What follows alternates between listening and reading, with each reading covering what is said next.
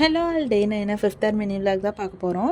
அன்றைக்கி சப்போட்டா வாங்கிட்டு வந்திருந்தாங்களா, எல்லாமே ரொம்ப பச்சையாக இருந்துச்சு. ஸோ பழுக்கிறதுக்காக கொஞ்சமாக கடுகு போட்டு அதை அப்படியே மூடி எடுத்து வச்சிட்டேன்.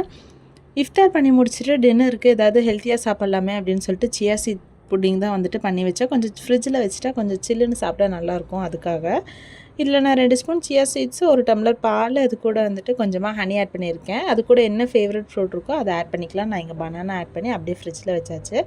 கொஞ்சமாக தல்பீனாவும் செஞ்சுருந்தேன். தல்பீனாங்கிறது பார்லி ஃப்ளோரை பாலில் கலந்துட்டு அதை கூழ் மாதிரி காய்ச்சி சுகருக்கு பதிலாக ஹனி அது கூட நட்ஸ் எல்லாம் ஆட் பண்ணி குடிக்கிறது. இதை நான் முன்னாடியே செஞ்சுருக்கேன். பட் தல்பீனாங்கிற பேர் எனக்கு இப்போ தான் தெரியும். அது போக கொஞ்சமாக வாட்டர்மெலன் இருந்துச்சு. அதை வச்சு வாட்டர்மெலன் ஜூஸுமே நான் ரெடி பண்ணியிருந்தேன். வாட்டர்மெலன் ஜூஸ்க்கு ரொம்ப சிம்பிள் தான்.